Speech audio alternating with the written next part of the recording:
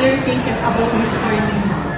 Yes, me too. What did you guys score? Yeah, I also got 7 over 50. Mine is 14 over 50. Mine is 1 over 50. It's so funny!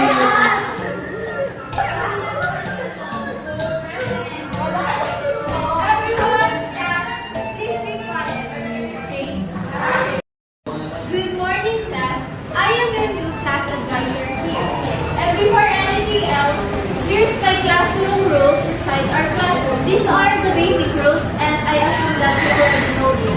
Number 1, come to class on time. I don't want everyone to be late.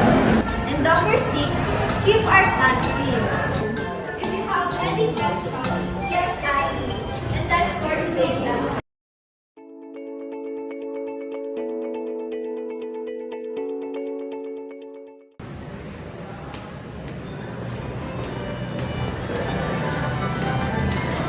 Good morning, class. Good morning, ma'am. Before we start, I have something to say. We have a new student here, and she came from University of Assumption. Please introduce yourself. Good morning, everyone. I am Jessica Sosoma, 17 years old. I live in San Juan, Mexico. Uy, hi Jessa, I'm Precious. I hope we get along. Hello Jessa, I'm Ella, your beautiful sibling. If you have question about our schedule, you can ask. Hello, guys. Thank you so much.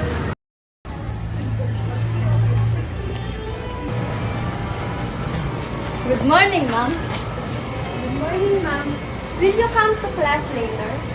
Good morning to you both. Of course, I will come to class later and we'll have a discussion for a new lesson.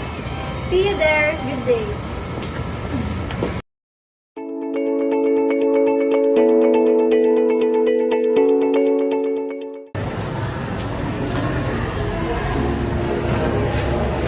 I'm so tired doing the schoolworks, project, and also we have to coordinate.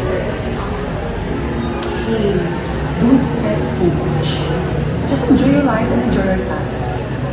At the end of the day, the projects will be done. Good luck, bye.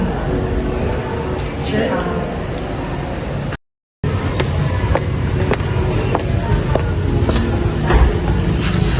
Hi Jeon, are you okay? I know this is a tough time for you, and I want you to know that I'm here. I'm always here for you, and you're not alone, okay? I just can't believe it's over. I think we had something special. I know how you feel. I understand. Yes, breakups are never easy, but the pain won't last forever, okay? Thank you, Precious.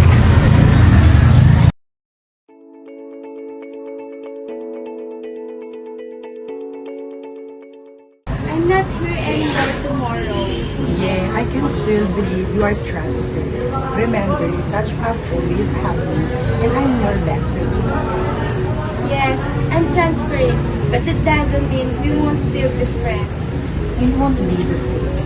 Jessa, I miss how we Chikaon and all our plans. I miss those too. But friendship is about more than just being on the same page. I just wish I did not have to say goodbye.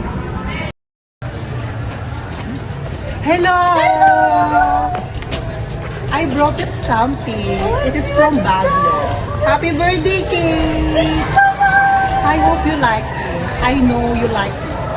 So I brought you. Oh, I appreciate that. Thank you so much.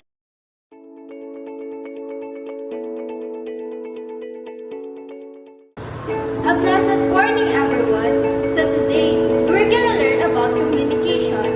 First, what is communication?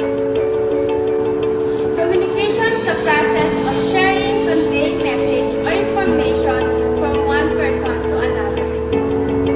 It can be manifested with face-to-face conversation, letter correspondence, group discussion or meeting, or phone conversation. Communication is an active and systematic process. It occurs between the sender and the receiver. It can be expressed by verbal communication and non-verbal communication.